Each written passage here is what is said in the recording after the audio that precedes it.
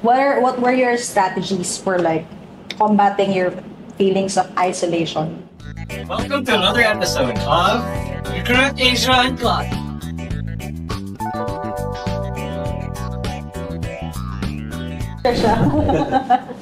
Alright, okay. Si Jojo. What about you, Tim? Joseph. How about you? Ako, admittedly, it was hard for me. It's not, hindi naman ako extroverted na tao, pero it was really hard for me to find, I got lonely. Tapos ang ginawa ko, yun, buti na lang may mga communities online, say sa Dungeons and Dragons, maglalaro kami sa Roll20, mag-Discord, maglalaro kami mga random, every Thursday night, every whatever, may ganon. I join communities, is what I'm saying. So JB, What can you tell us about the pros and cons of isolation? Well, I don't think being isolated is a bad thing. Yeah. Kasi dun din ako nakapag-explore. I discover a lot of things. True. Okay. Next question.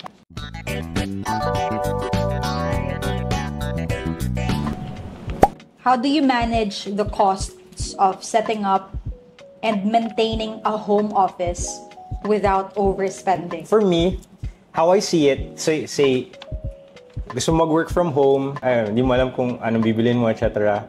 Or kung paano may ma-manage yung costs mo. Tingin ko, work with what you have. Yeah, when you're starting out, kung ano yung kaya mong bilhin, lahat siguro ng essentials, kailangan mo probably ng the usual. Pero yeah, just work with what you have. Thus eventually, just imagine these are assets. These things will help you make money.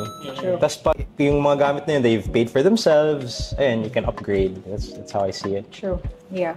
Tsaka avoid unnecessary upgrades. Yung workload mo. So, na-handle naman siya ng gamit mo. Avoid buying unnecessary things. Like, if you know that you're really spending a lot, and if you really know that hindi mo kaya talagang mag-save, then you just have to find ways to make the money. Yes. If you're spending too much, work more. Equilibrium. Then. Yeah. Okay. Work hard, play hard. Okay. True, yeah, work hard. Yeah, work hard, play hard. What unexpected financial benefits have you discovered since you started either working from home or freelancing? If you're working in an office, madami kayo consider. Yun nga, consider mo yung daily commute. How I do it is cost per month ng daily commute. Cost per month na yun, anong mas worth? Anong mas mura, yung cost per month ng daily commute or kung mag-rent ako malapit sa office? Kung anong mas value doon. Tapos, i-consider ko din yung time ng commute versus pag nasa office ka. So there's that.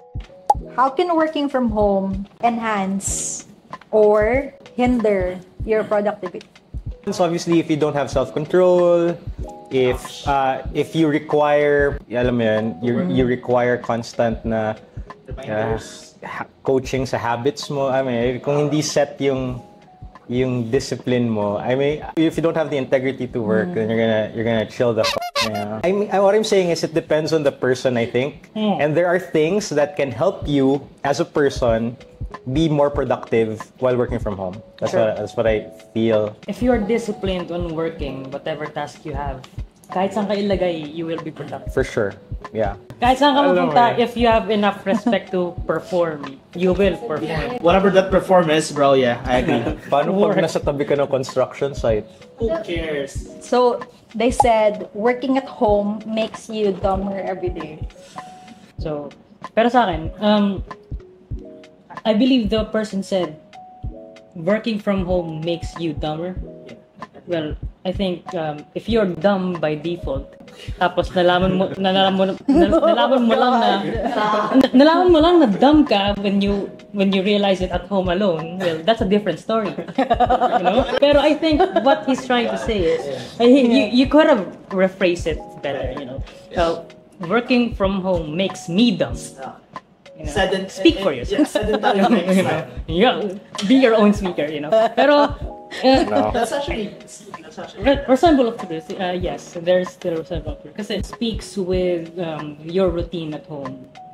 Do you have a smooth transition from life to work? O kung bastang pagkagising mo, laptop ka agad, tapos work. Pero kung meron kang respect and discipline sa work routine, sa life routine, or sa moral mo talaga, maybe it wouldn't. Pero, yeah, if you feel like you are slowly becoming duller, like a dull blade with rust on it when you're working at home, try to do something different. Maybe it's on you, not on the job. You're the Maybe problem. You're the problem. My take, if your work does not contribute to the glory of mankind, pushing mankind to wherever any critical, if your work does not require problem solving or critical thinking, if your work is just 9 to 5, you do the same thing over and over and over and over again, and chances are, work from home or not, it's gonna make you dumber if you don't do anything about it, right?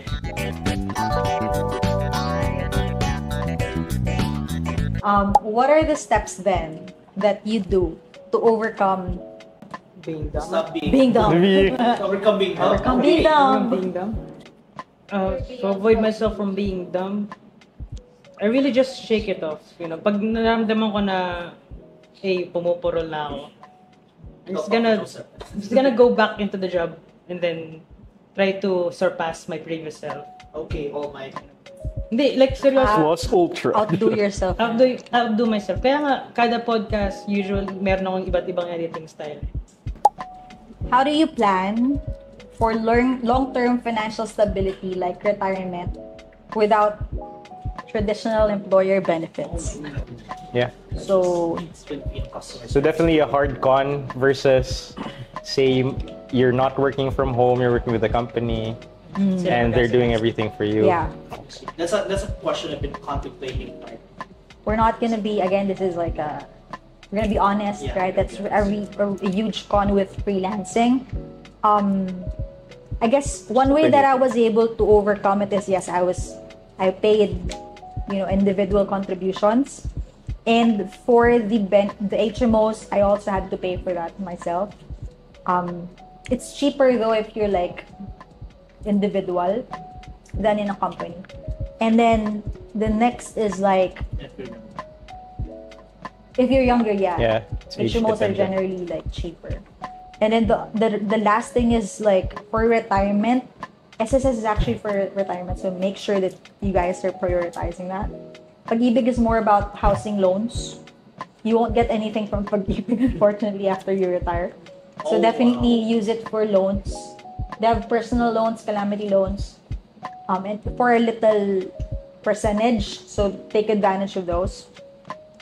Okay, so the last thing I want to say is like, yun yung insurance investments like Sun Life, not promote, we're not sponsored, but yeah, Pro Life, I don't know, like, but deep dive into it kasi most of not all has a different like interest scheme, or if not, Yeah. it's ano ba yung tawag doon? I forgot. Meron silang Insurance.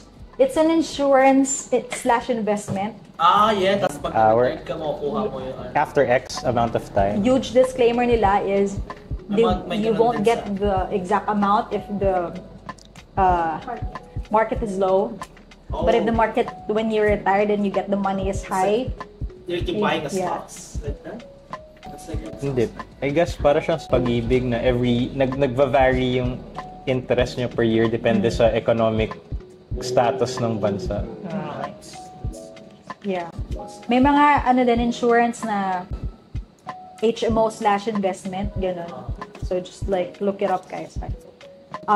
Again, like That's free. financial advice though. Yeah. Do it in your